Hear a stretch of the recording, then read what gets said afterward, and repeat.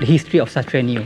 I believe that's actually the highest point of Proton in terms of engineering.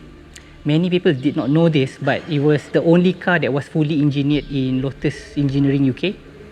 They actually use benchmark cars like Clio RS and the EP3 Civic Type R, and they managed to find the sweet spot that was the benchmark. And the output of the baseline Satria Neo was a car that achieved respectable in terms of chassis rigidity, and they work out on the suspension bits, ideally from the wheelbase, which is just right, and then you have a car out of the box that is very genuinely nice to drive. And then when you turn up that volume to 11, and that's the feeling of driving Satria Neo Clubsport. So historically, Satria Neo Clubsport was a car commissioned by a group of enthusiasts through a company and asking Proton R3 to build it. So it wasn't actually a model produced by R3 officially. So that's why you won't hear it much. There are only 18 productions, and this is the car number 18. And they skipped the number 4 and the number 13 because it wasn't a good numbers to begin with.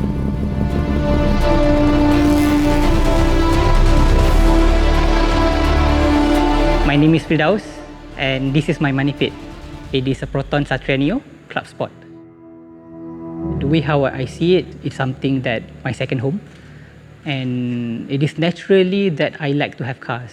So when I started the working life, back in 2001, I went to have my first car, which is the Satria GTi. Not the smartest idea financially, but it was kind of worth it. It is a car that I like the overall impact that it gives you. When it was launched, it kind of defines how Proton and Lotus setting up the stage. If I'm not wrong, it was designed by Julian Thompson, restyled by Julian Thompson. And then the performance at that was on par with competitors. So I bought the car. We had our moments until somehow in 2008, then I traded in for VW Polo GTi, which I wish I should have purchased either DC5R or the FD2R at that time, because you can buy it brand new. Right? Yeah, I relived that mistakes to the next 7 years. I've been burning money throughout the process. Then I went for the Maxis Golf. Again, another mistake. Should have went to the Mach 7R. But of course, you know, you're never gonna admit that's actually mistakes, because in the middle of it, a friend of mine actually want to sell his very nicely done up Evo 7 for about 67,000 or so. Should have gotten that and should actually been making some money out of it. Then I still having that car, which been serving me for 5 years, and then I had this car since 2017.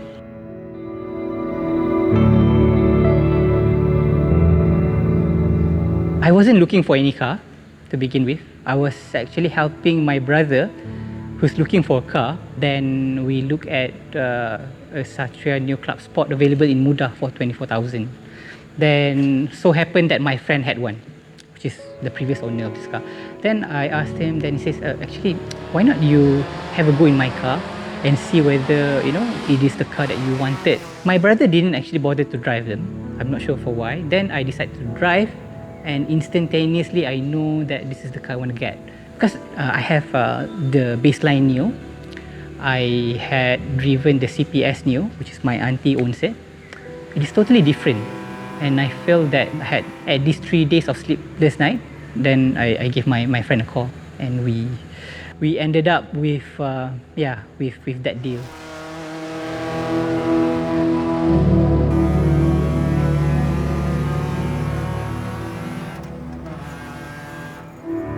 Out of the box, right? It is a car ready for racing. So they strip out the car to a target weight of 1,050 kilo dry. So what you have is the lightest Satria Neo you can do legally, and then they added in, you know, a 6-point roll cage. They added in the Recaro TSG with original railings, and then the Planta seat too, because Satria Neo in an open secret is actually a Wajah platform, right? You have high wheel clearance, and then if let's say you put in Recaro seats, it will always higher. So they actually chop off using engineering methods, and then you can sit very low towards it. That's actually a very brilliant move. Then we have Momo tuner steerings, you have cut-off switch internally and external, you have 2 sets of R3 competition wheels, and then a little bit tweaks on the engine sides with piggyback, R3 cams. But overall, everything of all that we are talking here are being wrapped in a very simple plain Jane Satria Neo. What you would have is actually the front lips, the rear spoiler, and even the color here is actually an OEM Satria Neo. So to the people at large, gives them little cues to know what the car is all about. And personally, I like the thing about when I see that kind of car, because you can be really incognito about it. When the keys are with me, I subconsciously, turn the volume even higher. I'm not sure whether that is actually the smartest thing to do.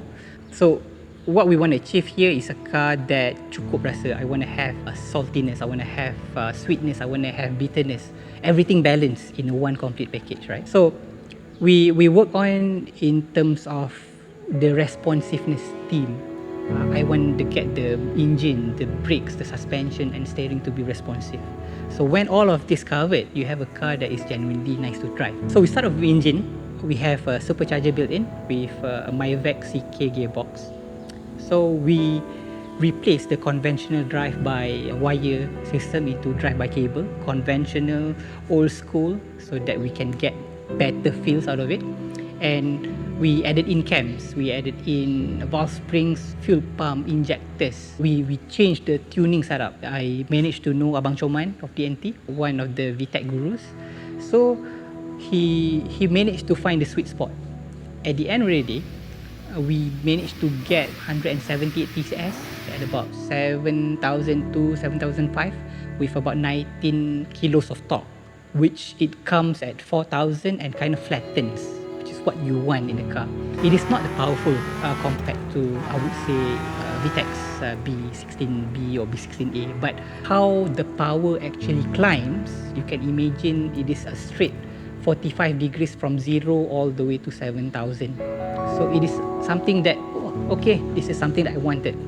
Fine, we settle that score. Then suspension, we also engage Abang Fazil of Foster. I've known him way back when he did my VW Polo. So with his experience, the team actually rebuilt back the stock D2 coilovers that comes with the car, refreshed everything, all the bushings, and then basically the ride height are being readjusted accordingly for better crossing. We added in the spherical bearing on the front lower arms. So the idea is that we would like to get the steering to be far more responsive. Macam you bawa Lotus lah, angan-angan macam tu, right? So then the end result, the car sits low, quite low, that is still streetable. -4 degrees front camber with a -0.52 out. The rear is -1.802, and it's a car that I think it was actually quite a sweet spot when it comes to the setup. Right. Then we move on to the brakes. So the brakes, I actually started out with a very conventional stock calipers with Firdaus DS2 500. Actually, it's good enough for a car at this weight, at this power, can brake safely at 100. But sometimes we are hungry for more, right? I went for the full endless 4-pot with 305 mm because at the price that I couldn't say no. In order to fit that brakes, we have to do a couple of things to it. We have to order in a customized brake bracket, CNC, and then we have to get in ARP wheel studs, we have to get in 20 mm spacers, and guess what? The stock rims couldn't fit because of the inner barrel couldn't clear 305 mm. So we have to find the rims that we could. So it is R330 replica ayam. We engaged Ayi of GME in Sungai Buloh. So he custom made for me a brake ducting system that goes from here, what used to be the fog lamps, direct to the calipers. So the end result of this car is a car that sits low, streetable, still lumpy because of the high cams and whatnot. But you can drive to Uluyam, you can drive to Frasers, you can drive to Sepang, and that's where the car, gives you the kind of satisfaction that you need, because it's a car that gives you a response feel. Every movement of your throttle are being responded by the how much power increase that will give. Not much, but okay. Same goes to the steering. So the steering, I think one of the best part what we achieved so far. With the spherical bearing in place, you get this better feel out of it, and at every off center it is very responsive, just like how you drive a go-kart.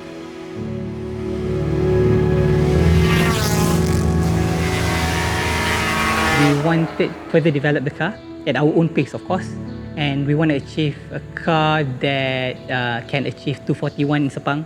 We want a car that is streetable, comfortable enough for me to take to the Uluyam, Frasers, and to me that would kind of defines a car that can be intended to become as a Proton GT3. I hope so. And then it becomes a car that stay true to the Proton R3 Motorsport roots. A car that they wanted to build, but they just couldn't do it because of, demands, the compliance and whatnot.